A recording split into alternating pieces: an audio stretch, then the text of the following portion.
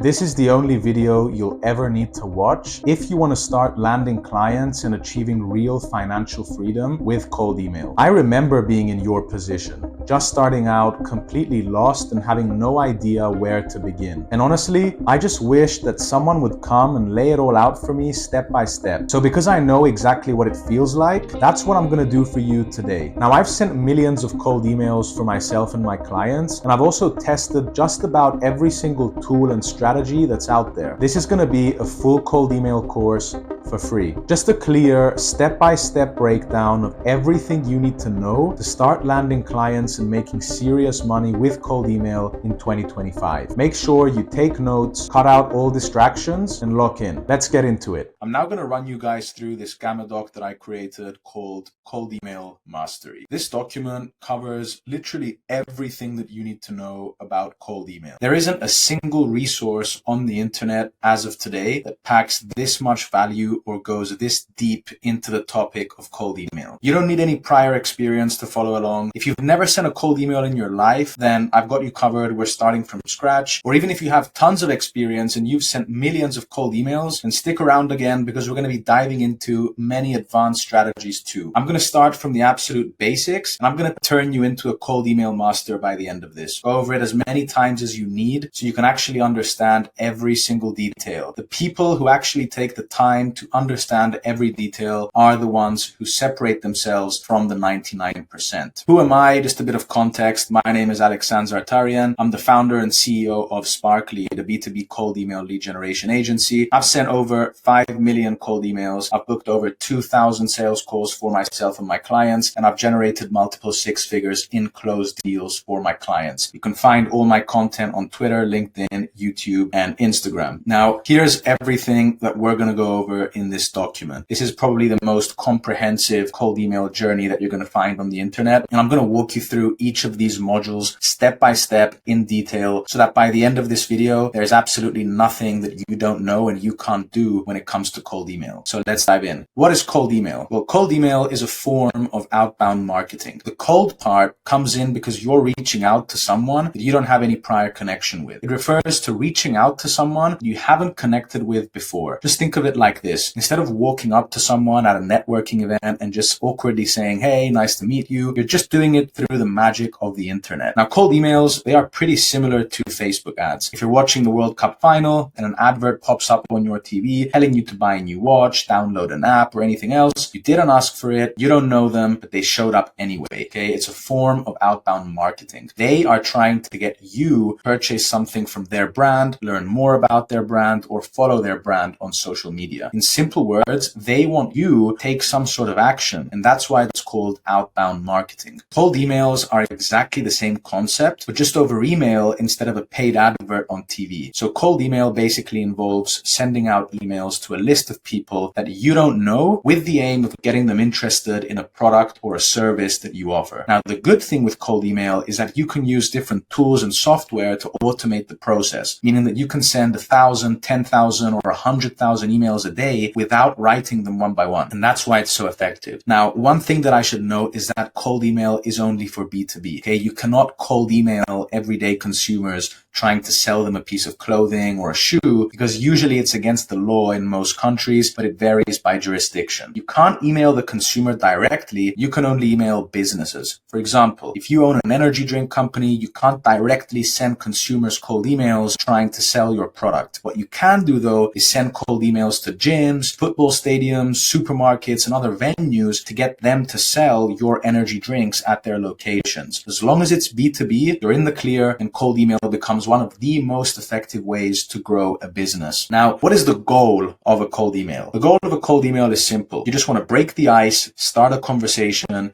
and open the door to a potential deal. In other words, it's just how you're going to make the initial contact with a potential customer who's never heard of you to eventually get them interested in your product or service. service. Okay, this doesn't necessarily mean you have to directly sell your service through email. And if anything, especially in 2025, I'd recommend you don't sell directly through email and leave that part for the sales call. Okay, because the primary aim of cold email is just to generate enough curiosity to get the recipient to reply to your email and then schedule a sales call, which is where you're going to do all the selling. Okay, that's where you're going to close the deal over the phone, over Zoom, Google Meet, or whatever other tool you're using. In simple words, the end goal of a cold email is to get clients interested in your business, generate enough curiosity, get them on a sales call, and then obviously the final outcome is just to make more money. So why is cold email so effective? Let's just get one thing straight before we dive into all the strategies and all the actionable steps. Cold email is one of the most effective B2B channels on the planet. Okay, it's not just hype, it's not my opinion, it's not something that I just made up on the spot. The numbers back it up. First of all, almost every single business owner on the planet uses email. Over 4.4 billion people worldwide actively use email, and that number is still growing. It doesn't matter what industry you're in. If your ideal prospects run a business, it means that they check their inbox on a daily basis. In fact, 86% of professionals say that their email is their preferred way to talk business. Not Slack, not LinkedIn,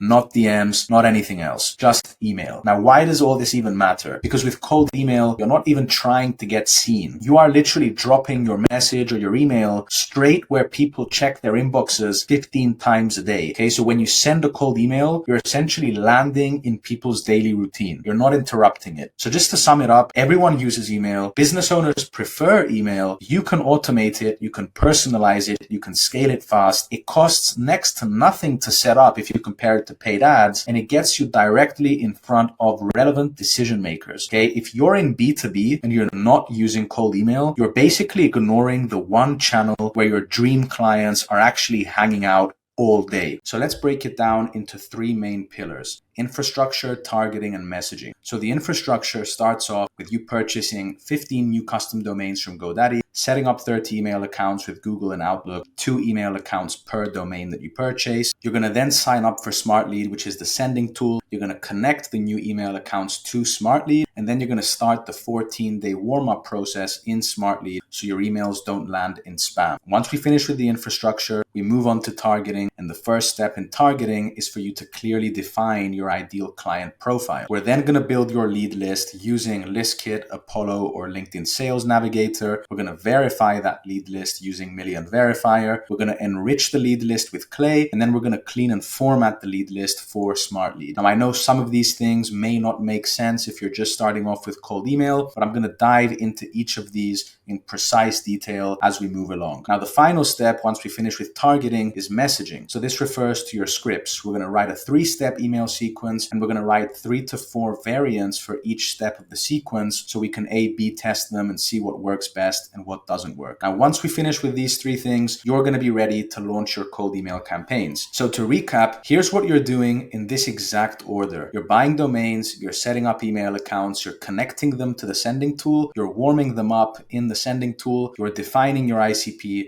you're building a lead list, you're verifying it, enriching it, cleaning it, and formatting it. Then you're going to write a 3-step email sequence, and then you're going to set up your campaign in the sending tool, and you're going to launch. Now, just an important note here, do not buy your domains from a different hosting site. Only purchase them from GoDaddy so all the following steps make sense. If you follow everything that I'm about to tell you to the T, you should have your first campaign launched within 14 days from today. Now, if there's anything that doesn't make sense up to this point, or you're overwhelmed because I've shared a lot of information already, then I recommend you go back to the beginning of the video, watch it again up to this point so you can understand all the following steps perfectly. The first step is to purchase your domains on GoDaddy and set up your email accounts. So this obviously has to do with your sending infrastructure, and it is the most important component of a successful cold email campaign. Because if you don't get this right and your infrastructure is not robust, it just means that your emails are going to be landing in spam, and obviously we don't want that. So before we talk about building lead lists and writing banger scripts, that is what most people think is important, you need to set up a clean and healthy and durable sending system. And that starts with buying domains and setting up your email accounts properly. early. So the first step is buying your domains. This is your foundation. You're going to go and buy 15 fresh domains. Please do not fall for the trap of buying cheap domains from sketchy, unknown registrars, because it's only going to affect your deliverability in the long run. I understand why it might seem more attractive right now, especially if your budget is limited. But if you do decide to go down the cold email route, then doing this is only going to affect your deliverability. And in the long run, it's just going to be very challenging because you're going to need to reset the whole infrastructure from scratch. So here's exactly what you need to do. You're going to go to GoDaddy.com and you're going to create an account. I'm not going to walk you through how to do that. That's extremely simple. Once you do that, you're going to search for your desired domain name. Make sure you only buy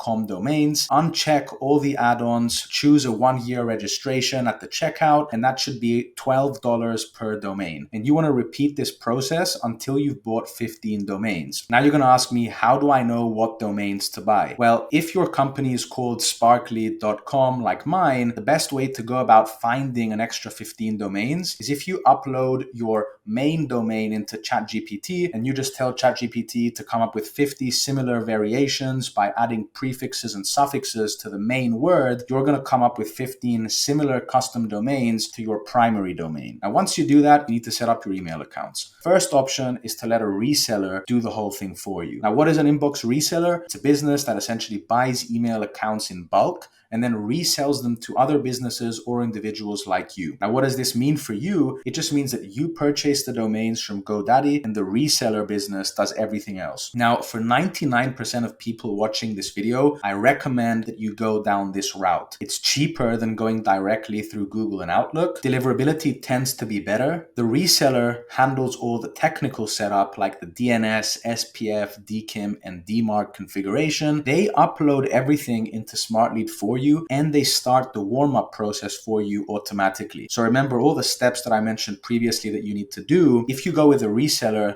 they essentially do the majority of that for you. Okay, so literally all you need to do is buy the domains and the reseller handles the rest. So now, let's say you decide to go with a reseller. We have resellers that are reselling Google accounts and other resellers who are reselling Outlook accounts. I recommend you go for a 50-50 split here so you can diversify your risk just in case one of the two providers stops working as well. So just like you would do with your investments, you don't want to have all your eggs in one basket. You're doing exactly the same thing here with your email accounts. If you want to set up Google email accounts, I recommend you use premium inboxes, cheap inboxes. For your Outlook email accounts, I recommend you go with Scaled Mail, Hypertide, and Inboxlogy.com. All you need to do is open their website. So just copy this domain and paste it in your search bar. And once you do that, you just need to submit an order and fill in an onboarding form where you're going to give them the domain names that you purchased. You're going to give them access to your registrar. You're then going to give them the email account names and your sequencer credentials. So when I say the email account names, I mean that you're going to go and purchase your domain. So let's say that is Sparklead.com. And once you do that, you obviously need to create 2 email accounts per domain. So in my case, I would use the names Alexan and Alex. And once I do that, I also need to give them the sequencer credentials. So you do need to create a Smartlead account if you're going to use a reseller. So if you don't know how to create a Smartlead account, I'm going to get to that in a couple of modules. So once you do that, you can then proceed and give the reseller this information as well. Now, if you're watching this and you're thinking, wait, I can just pay someone to do the whole technical setup for me quicker, cheaper, and get better results, yes, you can. However, if you're curious about how it works and how you can set up the whole thing manually, then once again, I strongly recommend you do not do this. Do not do it manually because you will get worse results. It's going to take you longer. It's going to be more expensive. But let's say for some reason you just want to do it, then I can show you how to do it here. I'm not going to run through all the steps, but you can just pause the video and all the steps are lined out here for you. Okay, this method still works. It's just more time consuming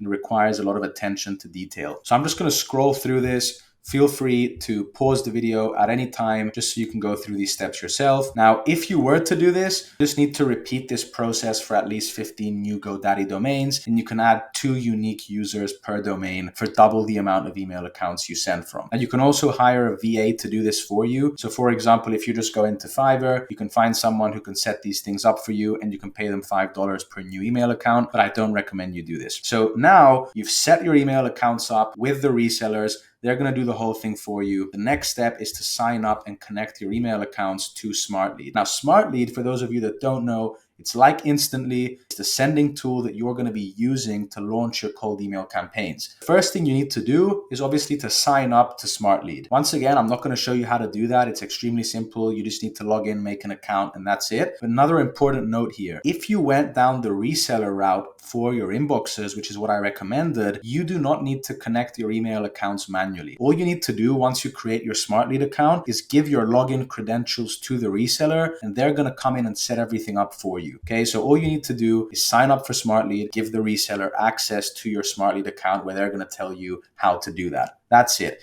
They handle everything, connecting inboxes, uploading them to Smartlead, warming them up, and making sure that they're good to go. So if you're using a reseller, you can skip all the manual steps below and you can move straight to the next part once they're done. Now, if you're not using a reseller though, the first thing you need to do after signing up for Smartlead is to connect the new email accounts that you already set up with Google and Outlook to Smartlead. Okay, do not connect them to any other sending tool like Instantly or anything else, because all the following screenshots that I'm going to show you are relevant only to Smartlead. Now, once you sign up, all you need to do is go to the email accounts tab, and on the top right corner, you're going to click on add account. Once you do that, you're going to click select on the connect your email account section. Once you do that, you're going to come to this page here. If you're setting up Gmail inboxes, and you're going to click on Gmail, then OAuth. Once you do that, you're then going to head over to your admin panel for the Gmail account that you want to add. You're going to sign in. You're going to click on add app, followed by OAuth, app name, or client ID, as you can see in the screenshot below. Now, after you do that, you're going to search for Smartlead's OAuth app using the client ID showcased inside Smartlead. You can click copy client ID to copy it, as you can see once again in the screenshot below,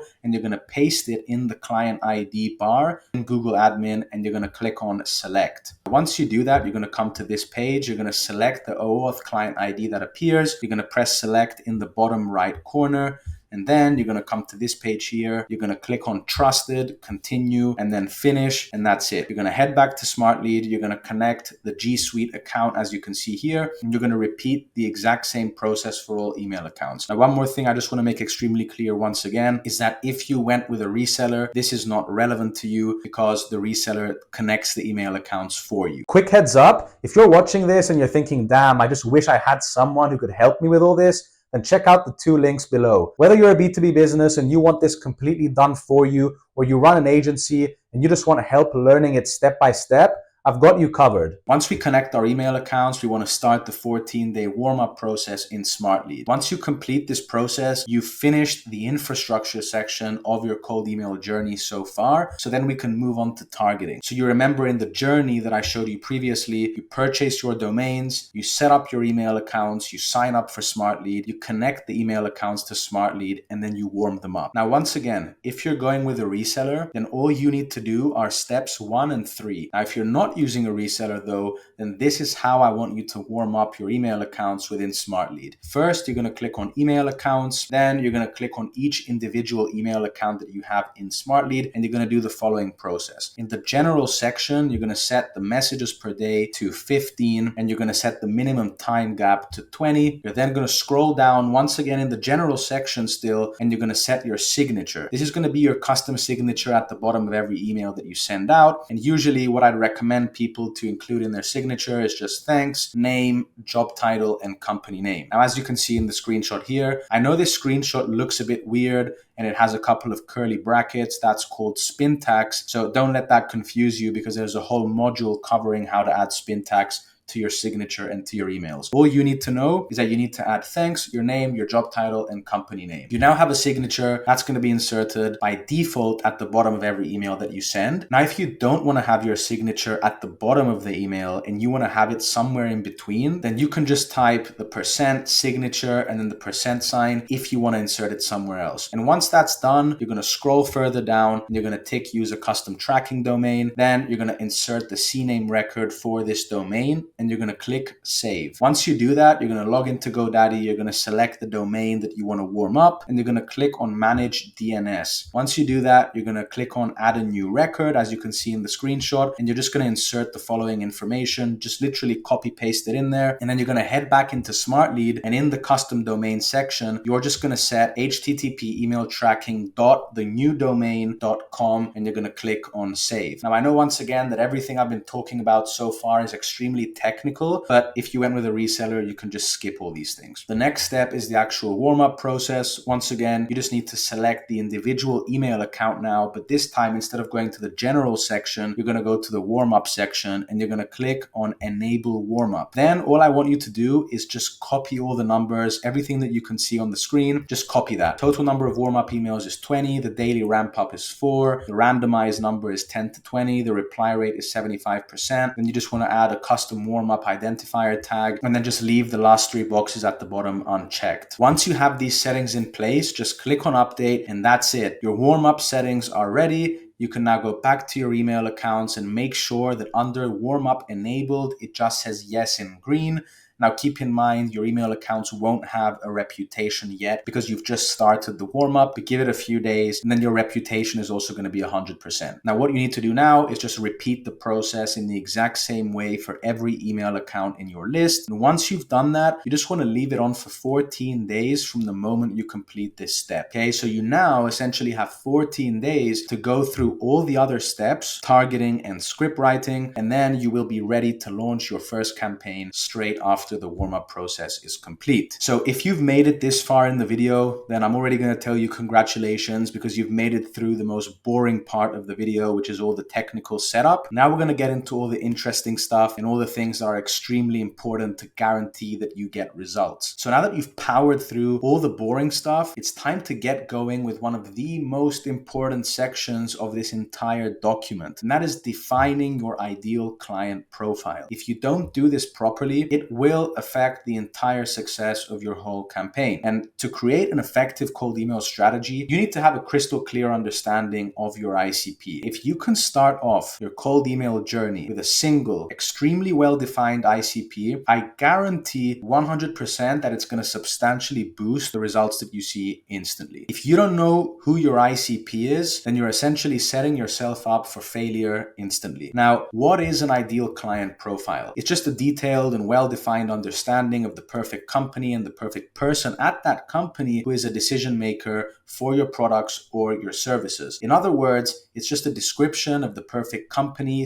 / customer that you want to target for your business. The word ICP and target customer is not the same. A target customer is usually used to describe any company that might just buy your product or your service. Your ICP, though, is focused on the most valuable customers and prospects that are most likely to buy. Now, when defining your ICP, I want you to consider the following company and people filtering mechanisms. So for company, you need to know the location, company size by head count and revenue, industry, certain keywords that they use on their site or their socials, certain technologies that they use. So for example, if it's an e-com brand, they might be using Shopify, WooCommerce, and Klaviyo, funding history, job postings. And then when it comes to the people part, you need to know where these people are located and what their job titles are. Now, the more detailed your understanding is of your ICP and the more accurately you know what to look for, and the more targeted your lead list is going to be, which in turn is going to improve your results drastically. How do you actually define your ICP? So unfortunately, the only way you can define your ICP is going out and doing market research. There's no quick way or just a pill that you can take and automatically you know what your ICP is. You need to go and you do market research. If you don't do this, then you're essentially just going to be playing guessing games, you're going to be gambling, and that is not sustainable,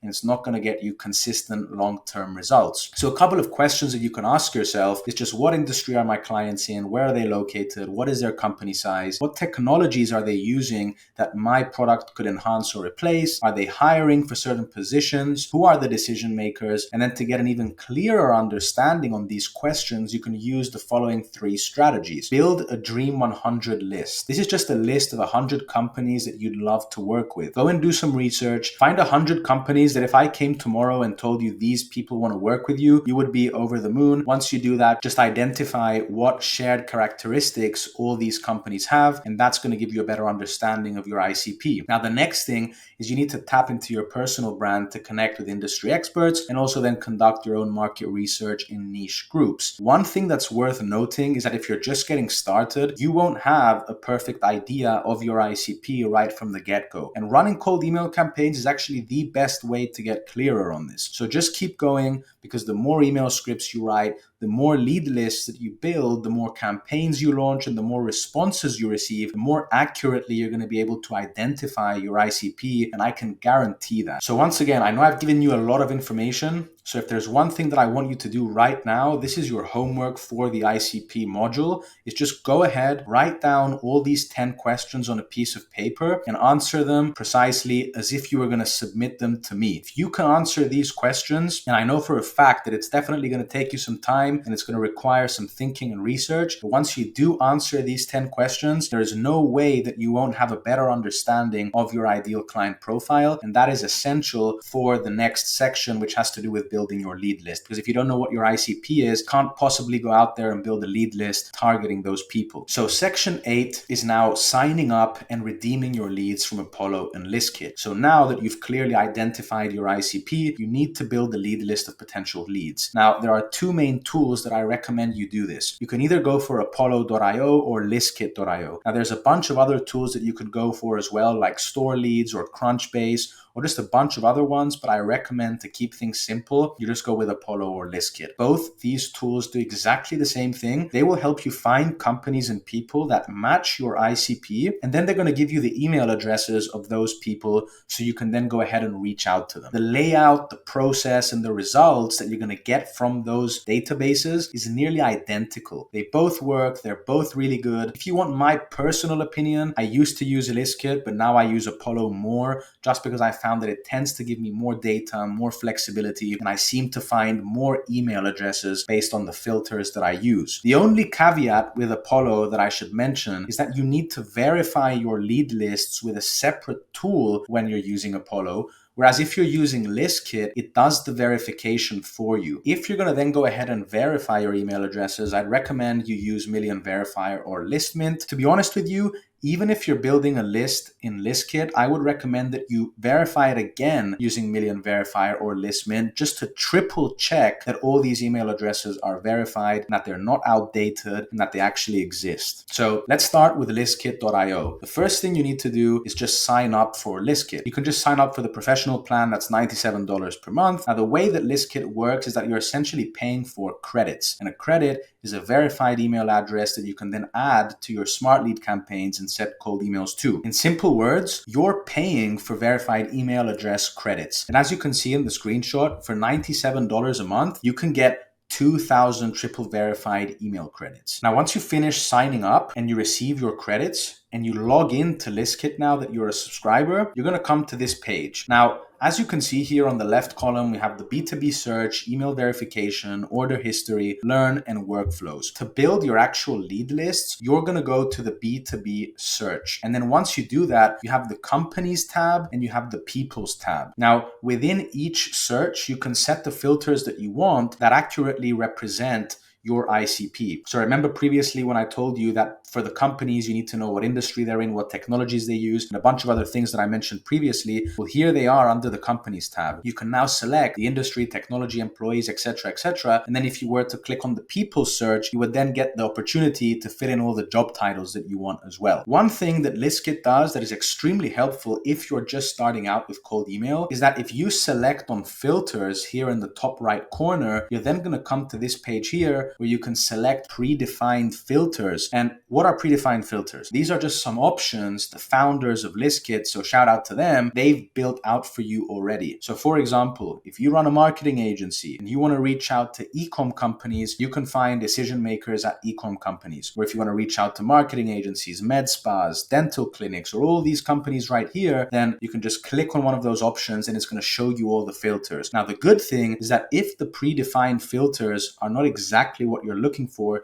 you can just use them as a foundation. And then once you do that, you can customize them even more. So just select the filter that matches your ICP most. If you have used these tools before, then you can just go ahead and build the lead list from scratch. For example, let's say your ICP is decision makers at e-com companies. Just select that predefined filter, and then ListKit is going to come with 12,000 people that match your search criteria, as you can see below. We have 3,000 companies and 12,000 people. So on the top right, if you look at the screenshot below, we have the data visualization button. This is extremely powerful, and it's going to give you the demographics of your filtered audience, just like the image below. If none of the predefined filters though are suitable for you, then as I mentioned, you can just go ahead and build your own lead list. Once you do build your lead list, the next step is to export those leads, to redeem them. And the way by which you do that is that you just click on proceed to checkout, which is the blue button in the top right corner, and you're going to come to this page right here. So now is the time for you to decide if you want to redeem email or phone data or both, and then to choose how many people from the same company you want to extract emails for. Because if you build a lead list, you might have 5, 10, 15, 20 people from the same company, and you need to decide how many of those people do you want to reach out to in one search. And I would personally recommend that you keep it to 5 people per search, because you don't want to waste all your credits sending the same email to too many people from the same company, especially if it's a small company with like 10 employees. If you send it to 1 or 2 people, the message is going to spread across the organization, and you don't need to waste 10 credits to reach out to every single member of the organization. Now, if you're reaching out to bigger companies though, with hundreds of employees or thousands of employees, then you need to adjust this number accordingly. And you could obviously go for more than 5 to 10 employees per company, just to make sure that you reach out to the right person. Now, once you do that, the final step is just to choose your lead quantity. That is the third step. So just how many leads do you want to reach out to? Well, as you can see in this screenshot, I've just got 4,967 credits in my ListKit account. So that is the maximum amount of leads that I could redeem. And keep in mind, every single credit is a verified email address. You just want to press redeem credits. And there's also one more option to send the leads directly into your Smartlead campaign. But just to keep things simple, I would recommend that you just redeem your leads, export the CSV file, and don't send them to Smartlead just yet. So once you redeem your leads, you can then come back to the home page. And if you go on the left column to order history, you can now find all your lead lists. And if you click on download, you can then get your triple verified email addresses from ListKit. And remember, these are already verified, so you're good to go. However, I do recommend, as I mentioned previously, that you do verify them again using ListMint or Million Verifier. So that's how you use ListKit. This is pretty much everything that you need to know. Now we're going to dive into Apollo.io. If you understood how ListKit works, then Apollo is also going to make a lot of sense, because it's exactly the same thing. Once again, first thing you need to do, sign up for Apollo.io. You can just sign up for the basic plan now. The process, exactly the same as ListKit. The only difference is that now the filters are going to be on the left column, as you can see here, and you have lists, persona, email status, job titles, company, location, employees, industry keywords, buying intent, technologies, and so on. I can tell you right now that most likely the filters that you're going to be using the most are just the job titles, the company, location, employees, headcount, and technologies. Everything else you don't really need to use, and you can still build an extremely targeted lead list using the filters I just mentioned. Now, final thing here, if you're going to go ahead and you're going to use Apollo to build your lead list in the exact same way, just go to Million Verifier. Once you export the lead list from Apollo, and I actually have a whole separate video going over Apollo in depth and how you can use the database, how you can export your leads and everything. So if you don't know how to use Apollo, then you can just go ahead and watch that video, and I'll show you how to export them and everything. So once you export your list from Apollo, just import it into Million Verifier to verify it, and then you are done with your lead lists. Once the verification process is complete, it usually takes a couple of minutes, your lead list will be verified and ready to go. Enriching your lead lists with Clay. So far you've built your lead list with Apollo or ListKit, and you've verified it using Million Verifier and ListMint. We're now going to get into something that is a bit more advanced. So for those of you who are just starting with cold email, this is going to be a bit complex, but I'll try to break it down as simply as possible. If you really want to stand out in your prospects inbox, because your prospects are receiving tens or even hundreds of emails per day. So if you want to make sure you get replies in 2025, you need to enrich your lead list. Verifying it is not enough. And that's where Clay comes in. Now, if you don't know what clay.com is, it's basically just an overpowered tool that lets you import your lead list, which you already built and verified. And then you can use it to pull in a ton of extra information about those leads automatically. The simplest way I can put it is think of it like a Google Sheets, but it has built-in AI and 50 other tools and automations that does the heavy lifting for you. So with Clay, you can basically take a lead list that is super simple and basic and just turn it into a literal gold mine of accurate and personalized information. Before we get into what Clay can do, it is important to mention that it is on the pricier end of tools with the basic package starting at $134 a month. Now keep in mind, you've already got some tools in your tech stack like the sending tool and Apollo or ListKit or Million Verifier. So this is on the pricier side at $134 a month. However, if you're a bit more relaxed with your budget and you can afford it, then there's no reason why you shouldn't be using Clay. So Clay has four main functions. You can find data, you can enrich it, you can transform it, and then you can export it. So finding data is essentially, you can either import a lead list from your CRM to enrich it further. You can use Clay's find companies and find people features to prospect new contacts and accounts. And then you can also leverage Clay's native database to cover leads that match your ICP. Now, the next step is that you can transform your data. So once you've gathered and enriched it, it's time to refine it. So once again, you can use Clay's native tools like GenAI and other AI formulas to clean your data, to summarize it, and to structure it. For example, you can use Clay's AI formulas to clean, format, and summarize. You can generate AI-powered snippets of copy for outreach. So you can literally use Clay to come up with personalized openers that you can use in your outreach campaigns. You can structure data so that it can align with your CRM hygiene standards. You can concatenate company names or other columns. You can string together job titles to create structured outputs. And you can also add up the total number of educational experience of certain prospects. Now, the final step is exporting data. So let's say now you've built your lead list, you've curated the right data, you've also crafted your compelling messaging and the personalized openers using Clay. So you can now just simply send it where it needs to be sent, whether that's your CRM,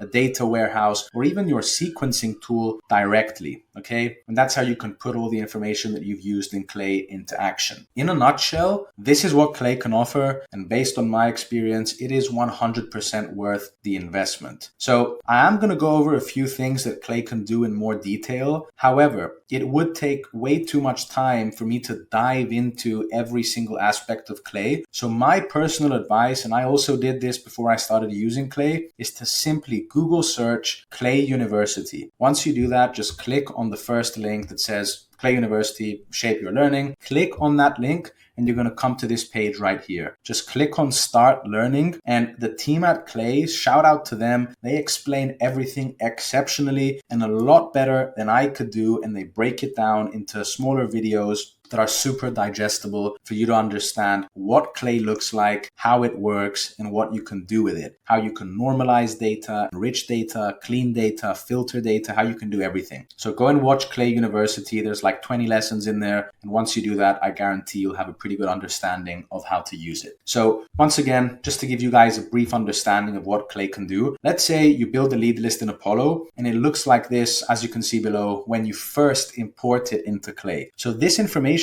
Apollo can give it to you. First name, last name, company, and your email. Clay can now take this row of data, so you could even have 10,000 people with their first name, last name, company name, and email. Clay can tell you how many years or months Alexan, in this case, has been working at their current job role at Sparklead, certain case studies, specific products or services that are listed on Sparklead's website, whether Sparklead, in this case, is a B2B, a B2C, or both. The reason why it's so powerful is because this is how you basically go from sending generic cold emails to sending really relevant and personalized ones that actually get replies. So I'll give you an example here. Instead of just saying, hey Alex, I help businesses like yours grow with paid ads. If you use Clay, you can now say, hey, Alexan, saw Gymbox recently opened its 4th location in London, so congrats on that. I noticed you're hiring a new marketing manager, so I figured out I'd reach out because XYZ. So it's way more relevant, way more human, way more personalized, and the prospect is just way more likely to reply to that email. Okay, so Clay essentially just makes this level of personalization possible to achieve at scale. Because if you're not using Clay, it's extremely difficult to segment your lead list this precisely to the point where you're able to call out such information. So how do you actually use Clay in your workflow? So where does it actually come in? So here's how it fits in your tech stack. You're going to build the lead list in Apollo or ListKit. You're then going to export that as a CSV, and then you're going to upload it into Clay, where you're going to run all your enrichments, and then you're going to export it from Clay, and then you're going to plug it into Smartlead. Now, an important question for those of you who might be thinking, I don't have the budget for this, or I've never used it before, and I don't know if I can start using it right now. Do you need Clay? Well, technically, you don't need it. Okay, you can definitely run cold email campaigns without Clay. I used to do that for so long, and I also got great results.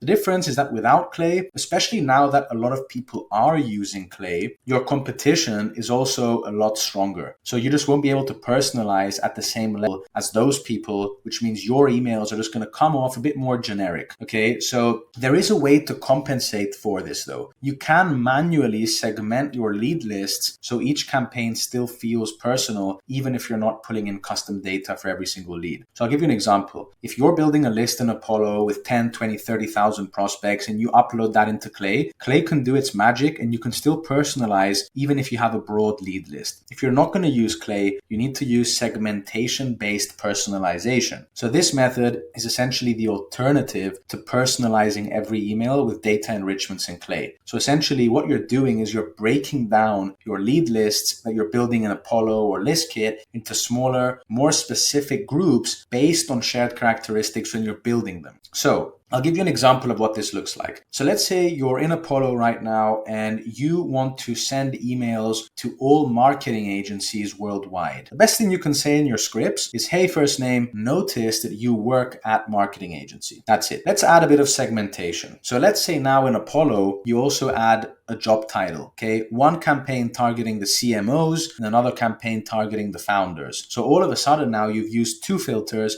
so your email can look like this. Hey, first name, notice you're the CMO at a marketing agency. Then you can add a second layer of segmentation. So you can now build a campaign that is targeting marketing agency founders that are based in London. So now all of a sudden, because all your leads have three things in common, you can now say, we've heard from other marketing agency founders that are based in London that pain point is an issue, okay? That getting leads is an issue, for example. And then the final layer of segmentation could be breaking down marketing agencies into their service type more specifically, because marketing agencies is just an umbrella term. And underneath that umbrella term, you have Google Ads agencies, you have Facebook Ads agencies, you have SEO agencies. So if you were to use certain keywords in Apollo, you would be able to filter it down even more so you can write something that looks like this. We've heard from other founders of Google Ads agencies that are based in London that pain point is an issue. Now look, you don't want to overly segment because sometimes it's unnecessary, but I just want to give you an example of how you can segment your campaigns. So if we now compare that to the first example, which was just, hey, first name, noticed you work at a marketing agency. You can now say, we've heard from other founders of Google Ads agencies that are based in London, the pain point is an issue. You don't need Clay to do this. You don't need any fancy AI tools to do this. You just need to know how to use Apollo and ListKit properly so you can segment your lead list properly. How much segmentation is too much? So segmentation can definitely improve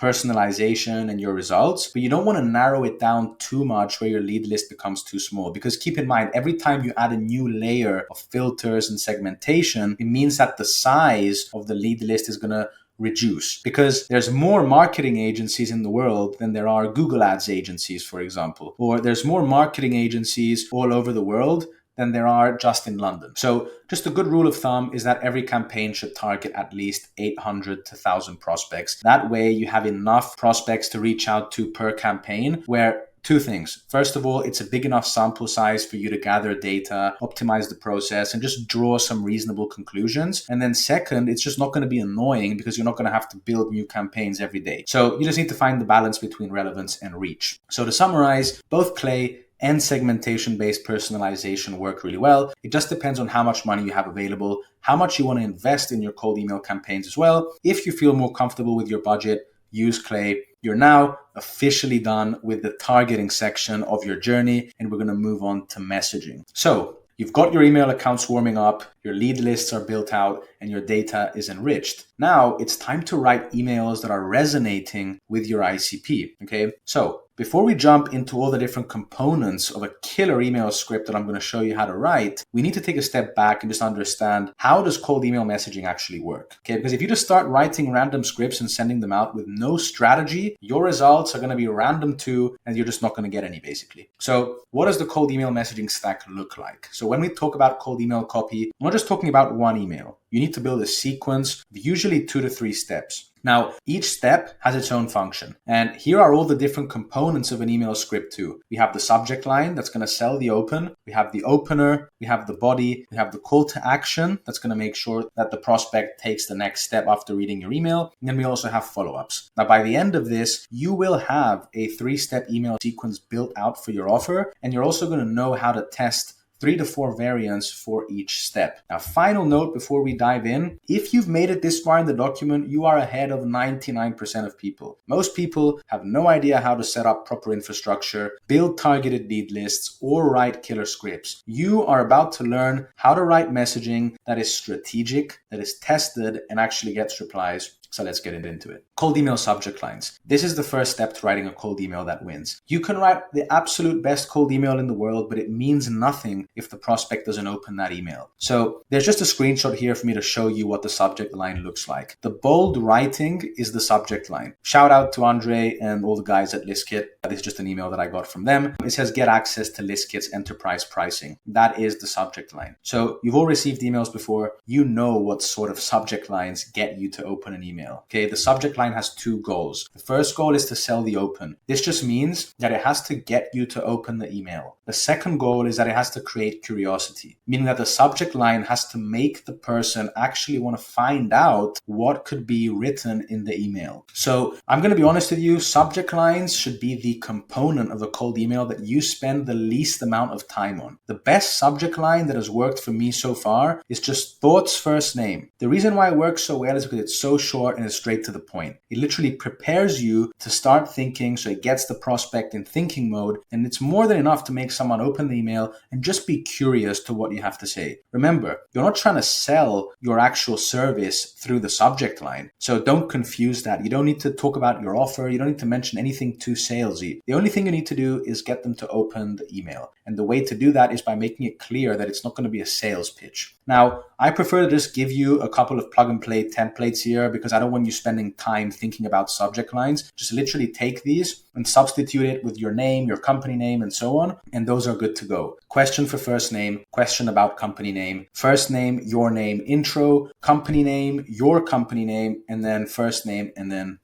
your name as well. So you want to write something that includes either their name, company name, or just a quick question. You can test other things out on your own, but just try and keep it short and straight to the point. So the best way to think about this is just make it look like an internal email. So in other words, what would a friend or a colleague from work say to you just on a daily basis when sending you an average email? Okay, and usually a name or a question just spark the most curiosity. Now, if there's one subject line that I want you to avoid, it's just quick question. This is by far the most overused subject line in the cold email space. It used to work wonders, but now it's just a spam trigger. Okay, stay away from it because when people see quick question, they instantly know that it's just a cold email. Hey guys, by the way, if you run a B2B business and you just want me to come in and do all of this for you, to book you 10 to 20 qualified sales calls every month, then click on the first link in the description and book a call with me. The next step is writing your cold email openers. So far, you've written a subject line that's gotten your prospect to open the email. Now is when the opener comes into play. So let's go back to the same screenshot here. I told you previously that the bold writing was the subject line. Well, the non-bolded text now is the opener. So you can see here that there's like 5 to 10 words here. So in this case, if we take the top email, it says, "What's up, Alexander? If you've been reading along with my emails, you know how much volume." And then you can see that it eventually cuts off. Okay, so you need to make those words count. The opener is just a set of a few words that the prospect is going to see, and it's going to give them some more context about what your email is about, why they should care, and why you're reaching out. So the opener essentially does two things at once. It appears in your inbox next to the subject line, so it has to generate curiosity, and it's also the first part of the email when the prospect opens the email. So that means that it has to be relevant to them, and we need to make sure that we make use of the opener. So once they read it, they want to keep reading and they want to read the next line as well. So just to give you an example of this, you can see that the screenshot on the top cuts off at volume, and then you can see in the screenshot below that,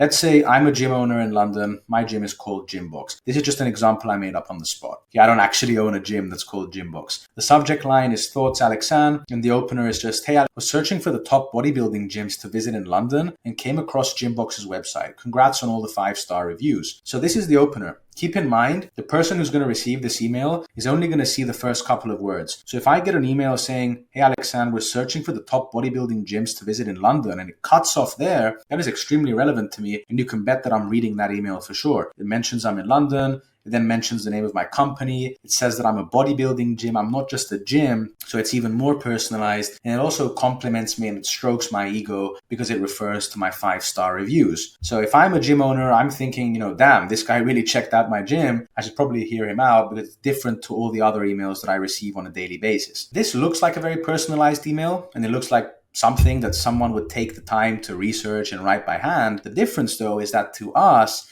and to what you're going to learn later in this document, you're only going to write this line one time and you're going to input it into a software to send 1,000, 2,000, or 10,000 people. And that's why cold email is so effective, because to every single person in the list you're going to be sending to, it looks like you wrote it from scratch, even though it's 100% automated and 100% mass personalized. So I'll give you another opener that is also strong. Let's say you're emailing an e-commerce store. You can say, hey, was looking for a gift for my cousin's baby shower and found company name online. Love your product 1 and product 2. So the only way to get this information like product 1 and product 2 would be if you're using Clay. You can't pull that data if you're doing segmentation-based personalization. Again, it hooks you right away, because if I'm the owner of this company and I receive an email like this, I'm just going to be like, wow, this person was looking for something to buy for his cousin's baby shower and he chose my products. So once again, you hook me. I instantly want to know what else this person has to say and what comes after the opener. Okay, so all you want is for someone to open the email, see that it's about them, see that it's important for them, and then keep reading. So you'll notice that in each case, we're showing that we know who they are. We're making it feel like the email was written just for them. We're creating enough relevance to make them want to keep reading, because the rest of your email simply does not matter if you lose them at the opener. So make those 10 words count. So the next step now, what do you include in your cold email body? So far you've sold the open, you've gotten someone to open your email by writing a good subject line and a good opener. You've shown them why they need to care because you've been personal to their business and to who they are. Now it's time to write the body of your cold email. And this is actually where most people screw it up, because they usually write an essay or do they just add a bunch of unnecessary information. I'm going to put it to you straight. You have 3 to 5 seconds max. That's how long someone's going to take to read your email before deciding to respond or just to delete it. And you heard right, it's 3 to 5 seconds. Your script needs to be instantly clear, instantly relevant, and instantly valuable. Okay. Now, what is the goal of your cold email body? The purpose of your cold email body is to tell the prospect what exactly you can help them do. You need to make sure they understand it and respond to you in all up to 5 seconds. And for this to be possible, you need to keep your cold emails up to 50 words long. Another trick that's going to boost your results is to use the words you and I at a 2-to-1 ratio respectively. So what does this mean? This just means that in your script,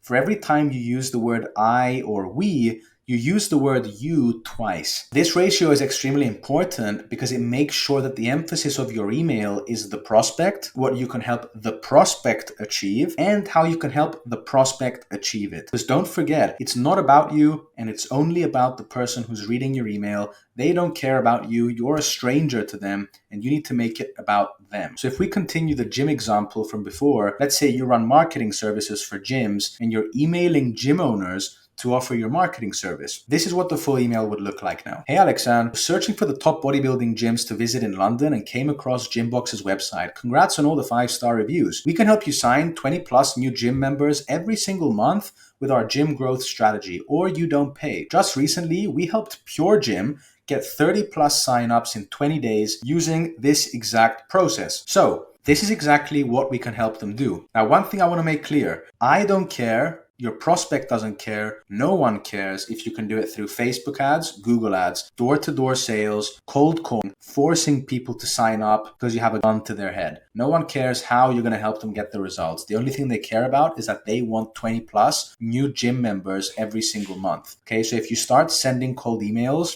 saying I can run ads for you or I can go knock on doors selling gym memberships for you, they don't care about that. All they care is what you can help them accomplish. So in the case of a gym, what do they care about? They want to know that you can help them get more people to sign up for a gym membership. Now, it's also important to mention a time frame in the email to make sure it's specific and it's easier to conceptualize. And naming your system with something like a gym growth strategy also has its purpose. There's a reason why I put it there. Nothing here in this document is random, because most of the people reaching out to other people through cold email are just saying the same thing. They're just saying, we can run Facebook ads for you, we can run Google ads for you. These prospects have been pitched the same thing millions and millions of times, and they've had enough of it. They don't want to hear that anymore. So when someone hears gym growth strategy, it usually is a bit of a pattern interrupt and could spark some curiosity. It's something they've never heard before, so usually prospects want to know what that is. Now, the next step is you need to add a no-brainer guarantee. Okay, this is the most important part of the body of your cold email. The guarantee is what you can see here in red writing, which says, or you don't pay. Just by adding these 4 words in your email, you automatically increase your chances of getting your prospect to take the desired action by a gazillion%. Now, what we're saying here is that if we don't get you 20 new people to sign up for a gym membership, you're not going to pay us. So what gym owner is going to read that and just say, no, I'm not interested in this, I want to pay you? Well, no, these 4 words, they eliminate the biggest friction when it comes to cold email and sales in general. And that friction is risk. And by doing this, we're essentially creating a scenario where you win, I win, or you lose, I lose too. So whether you like it or not, I don't care if you think that you run the best business and you've got a bunch of case studies or whatever, you have to include a no-brainer guarantee in your cold email when you're reaching out to cold prospects, because you don't want any action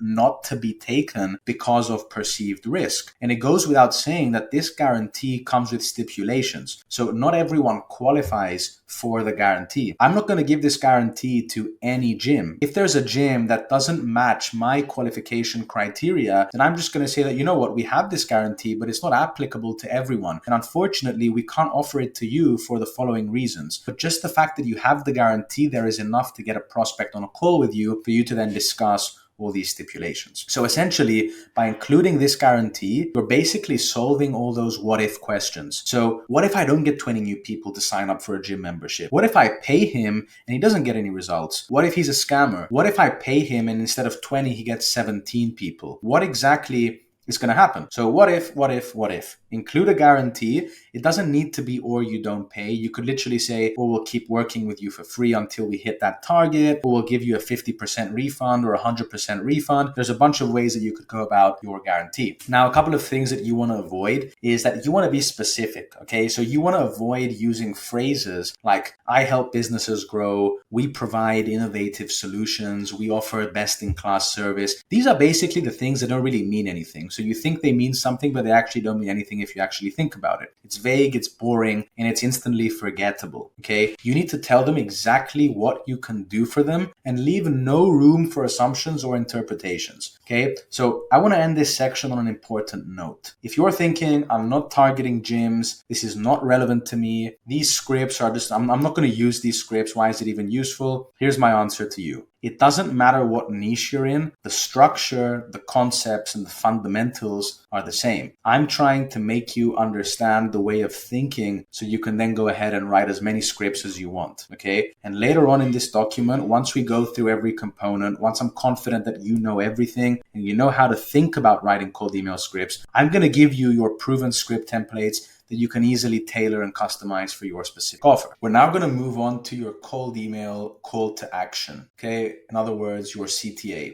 Now, up to this point, you've sold the open with the subject line in the opener. You've added personalization. You've explained the offer in the body of your email. Now it's time to get the prospect to respond to your email using your CTA. Now, this is the very last step of a cold email that comes right at the bottom. Okay, now so far, the prospect, he knows what your service is. He knows what company you own. He's read your email. The prospect is now interested in what you have to offer, but you need to give them a next step. Okay, even if someone is extremely interested in what you have to offer, if you don't give them a crystal clear next step, they're just not going to reply. Now, remember, you're still a stranger to them, and it doesn't take much at this point for them to just close the email and move on with their day. Okay, and that means that you're not going to get the call booked, and no money's going to come in your pocket if the prospect doesn't take the next step. Okay, writing the body of your email properly, including social proof, including a guarantee, these are all important. But once again, if you don't tell the prospect what to do after that, then you're just going to lose the sale. So what is the goal of a call to action? The goal is to sell the reply. In other words, you need to give the prospect a clear next step as to what they have to do to get in touch with you, book a call with you, learn more about your service, or whatever it is they need. Make sure it's simple and short. Avoid using complicated words or phrases that have the slightest chance of confusing the prospect, and make sure that you only have one clear ask and that you keep it conversational. You don't want to be too formal, okay? And just like an in-person conversation with a new individual, you have to go through a warming up phase before you ask for a big commitment. So you can't just end your email with, can you pay me $10,000 right now? Or because it's just not going to happen. So what you do want to do though is sell a conversation or the potential for a booked call. So the best way you can think about it, if I take the gym example from before, think about it as a free gym pass before a full membership, or even just a test drive before you buy a new car. So you go to the dealer and the first thing they tell you once you tell them that this is the car that interests me is, do you want to take it for a test drive? Because that way, once you see what the car is like when you drive it, you're more likely to buy it. And there's less friction when they ask for a financial commitment. So this is what the process should look like. You send the cold email, you get the sales call booked, and then you close the deal over the phone. Now, at the end of the day, you are a stranger to them at this point. So asking for a financial commitment over one short email is not realistic, and there's too much resistance. So I'm going to give you guys a couple of lead magnets that sell, and I'm going to tell you what makes a good lead magnet. First of all, the best way to end an email is always with a question. So make sure you always end with a question. You don't want to say, let's jump on a call to have a quick chat, or, let me send you a quick video explaining something. You always want to ask for permission for the thing that you want them to do. So in this case, if you want someone to get on a call with you, what you are going to say is, would you be open to jumping on a quick call to discuss further? So if I could give you 3 quick tips when it comes to the CTA criteria, it's just make it easy to say yes to, make it about the prospect, and make it extremely specific. The moment the prospect reads your CTA, it should be extremely clear what they need to respond with. Okay. If your CTA is too complicated or it's vague, then the prospect is not entirely sure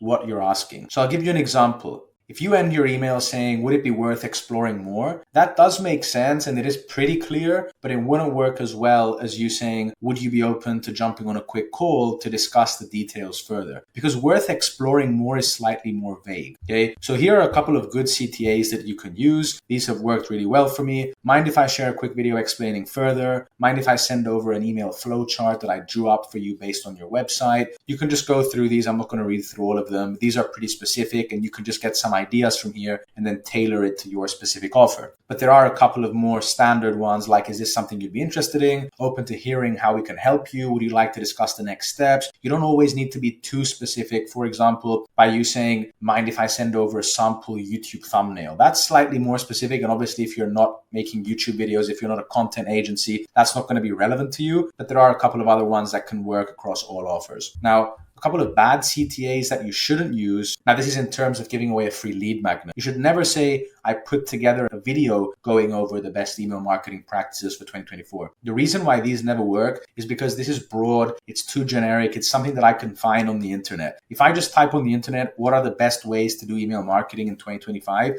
I'm probably going to get a list of like 5 or 10 things that is super generic. And oftentimes when it's so generic, it usually just means that it's not going to be applicable to my business because my business is different than your business and it's different to every single other person's business. So I need something that is going to be valuable to me, and for it to be valuable to do your research. And it means that you need to send me something that has to do with my website, with my email flow, with my YouTube channel. You need to send me something that only I can use, because if it's not personalized, it means that it's probably not going to be relevant. So here's now a full cold email combining all components from the subject line to the opener to the body and the CTA. So the subject line, thoughts, Alexander? Hey, Alexander, searching for the top bodybuilding gyms to visit in London and came across Gymbox's website. Congrats on all the 5-star reviews. We can help you sign 20 plus new gym members every single month with our gym growth strategy, or you don't pay. Just recently, we helped Pure Gym get 30 plus signups in 20 days using this exact process. Interested in learning more? So as you can see here, this is a super simple and easy to understand email. It's got all the relevant components in. It's got the social proof. It's got the personalized opener. It's got a super simple CTA that ends with a question. And this email right here is a perfect example of what kinds of cold emails work in 2025. Now, the next step is writing your follow-ups. So now that you've got your cold email structure in place, you need to craft around a 2 to 3 step follow-up sequence with A/B tests. Okay, in other words, with split testing variants. So a follow-up sequence is basically what you send to a prospect if they don't respond to your initial email, because that's just how it is. For those of you who are new to cold email, if the prospect doesn't respond to your first email, you don't just stop there. Okay, sometimes that just happens. It could be that they didn't resonate with a specific variant, so you would follow up again with a slightly different variant, hoping that they would resonate with that. Or it could just be that, we're all human and sometimes we miss emails. Maybe it got lost in their inbox, so you just follow up again. It's unreasonable to have the expectation that everyone is going to respond to your first email. It's just not going to happen. And you're going to lose a lot of potential deals if you don't follow up 2 to 3 times. So it's important that you have all your follow-ups pre-written so they can automatically get sent in Smartlead if you don't get a response. This is not a manual process. And the only time where you stop sending emails to the prospect is if you send your entire 3-step sequence and you just get no response at all. Now,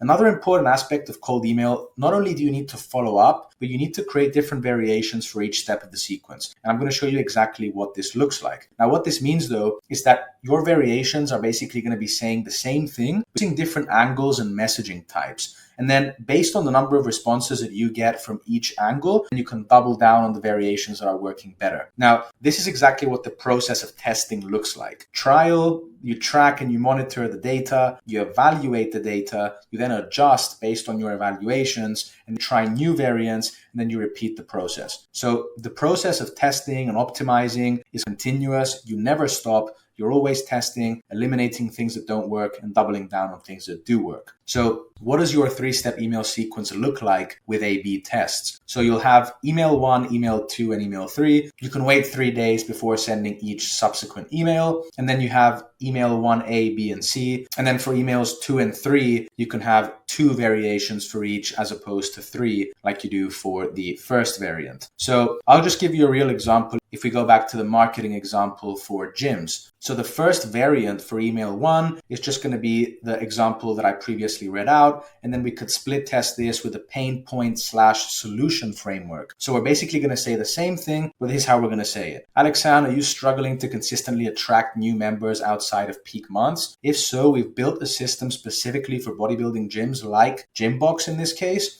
that brings in 20 plus new gym members every month on autopilot. Plus, if you don't get 20 signups within 30 days, you get a full refund. Mind if I share more on how it works? So as you can see, we're pretty much saying the same thing as email 1A, but instead of leading with, I was searching for the top bodybuilding gyms and leading with a compliment, now we're leading with an industry specific pain point. So we're basically showing that we've done our research and that we know that most gyms struggle to attract new members outside of peak months. The peak months might be just before summer when everyone's going to the gym to get ripped and so on. And then we might have a couple of dead months. So we've shown that we've done our research and then we're just reframing the offer slightly differently, but we still have the guarantee and we also have a nice say at the end that is simple and easy to respond to. Now, the third variant could be a challenge plus dream outcome framework. So this is what it would look like. Alexander, we've heard from other gym owners in London that they're struggling to hit monthly membership targets. Sound familiar? Imagine having a system that automatically brings in 20 plus new paying members every month, keeping Gymbox at full capacity all year round. Could I send you more information on this? So the reason why this is such a powerful framework is because first of all, we're leading with a challenge. So we're showing them that we understand certain pain points. And then we're giving them something to imagine, which is their dream outcome, which is keeping the gym at full capacity all year round through off-peak months and through every month, basically, by bringing them 20 plus new paying members. And then we also once again finish off with a question in the CTA. But as you can tell, the offer in these 3 variants is exactly the same. We're just leading with different openers. We're framing the offer slightly differently. We're framing the CTA slightly differently, but we're saying the same thing. And then we have email 2. So I just gave you one example of what email 2 could look like. So, hey, Alexander, I reached out about helping Gymbox sign 20 plus new members per month, but I didn't properly explain how we do it. Here's the exact process we use to help Pure Gym get 30 plus signups in just 20 days. We ran local ad campaigns targeting high intent gym prospects near each location. We built an automated funnel to convert traffic into free 3-day passes. We followed up with warm leads using SMS and email sequences.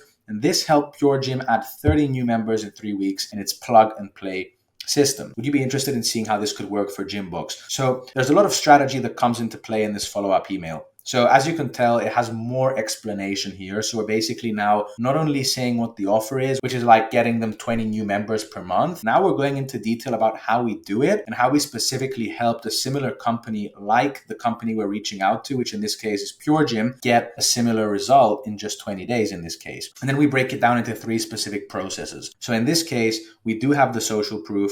We're giving more explanation. And then once again, we just finish with a question. Now in the third email, it's super simple. The only thing you want to say is, hey, Alexand, is there anyone else at Gymbox that I should speak with about helping you sign 20 plus new gym members per month? So once again, we are pretty much saying what the offer is, but all we're doing this time is just saying, since I sent you 2 emails and you haven't responded to them, then maybe there's someone else in your organization that might be a better fit for this matter. Okay, so with that being said, you now know what it actually looks like in practice to have a 3-step email sequence. We have a couple of variants for emails 1 and 2. Email 2 in general has a bit more explanation just to elaborate on email 1. And then email 3 is just basically saying if I should reach out to someone else. So now I want to dive into split testing your cold email variants. And I touched on this topic in the previous module, but now I'm going to go into detail because it's extremely important. Okay, so now you've got your 3-step cold email sequence. But the thing is, having different variants doesn't mean you're split testing properly. Okay, a lot of people will just throw in random angles into the sequence without understanding why they're actually doing it. Okay, and if you don't understand why you're split testing what you're split testing, then the whole test is pointless. It's not a test, basically. Testing has to be done strategically because the whole point is to optimize the process until you reach the optimal variant. Okay, so theoretically, you could go on forever by just always eliminating the variants that are performing worse than other variants. Okay, so I'm going to go through 3 specific ways that you could split test properly. The first way is to test one component at a time. So let's say you're testing only your CTA. Email A is going to be exactly the same as email B, but the only difference is that email A is going to end with, would you be open to a quick chat? And then email B is going to end with, mind if I send you more information on this? Okay, everything else in the email stays the same, subject line, opener, and the body. If email B performs better, it means that you know that it's the CTA that made the difference. And the reason why you know this is because now we're isolating different variables, okay? And that is a real insight that is valuable. And now that you know that that CTA works better, you can move on to testing a different component and doing the exact same thing with another component. So for method 2, you want to test the email length. So sometimes performance comes down to how much you say and not just what you say, okay? So you can test different versions based on length. So you're going to say the same thing, you're just going to offer more explanation in every variant. So you can start off with a one-liner, a super punchy CTA, then you could go for a mid-length email which has a bit of context. So for example, the short one could just be, if we could get you 10 to 20 qualified sales calls on your calendar every month, would that be of interest? And then in the mid-length, you could just say, we do this by running hyper-targeted cold email campaigns on your behalf to get you in touch with high-quality prospects. And then in the long variant, you could just break down the process and include an extra 1 to 2 value points. Okay, the messaging stays the same, but now you're just adding more information. And then the third variant is pretty much a combination of everything. Okay, so at the start, you can test completely different angles. So just like I showed you in the example before, where you can split test a pain point oriented framework, a challenge framework,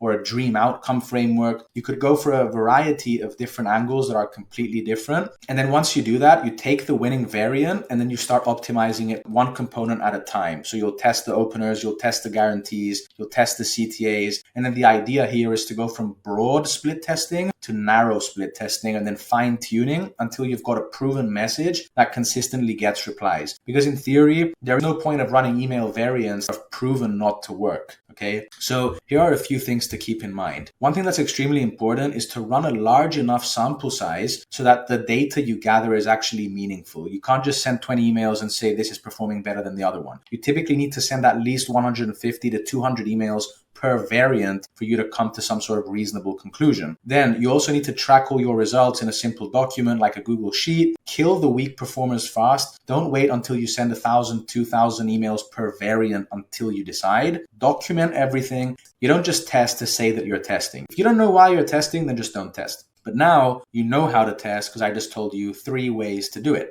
So now we're going to talk about something that has become increasingly important in 2025 with all the durability issues that are going on, and that is adding Spintax and removing spam words. Okay, so up to this point, you've written your email scripts, you've written the follow-up sequences, and you've also written all the variants. But before you upload your emails into Smartlead and launch your campaigns, there's two critical things that you need to do. You need to add Spintax, and you need to run a spam word check using Email Guard. Okay, if you haven't used Email Guard before, if you don't know what Spintax is, that's perfectly fine. I'm going to explain it to you right now. So these steps are non-negotiable. Okay, if you're not going to do this, you might as well not run the cold email campaigns, because you're not going to be landing in the prospect's inbox and you're going to be going straight to spam. If you're going to spam, then this whole process is pointless. So what is Spintax? Why do you need it? Spintax basically stands for spin syntax, okay? And it's how you add a natural variation to your emails so they don't all look identical to the email providers. Okay, so if you're sending 5,000 emails with the exact same text, then Google and Outlook are basically just going to flag those variants as spam,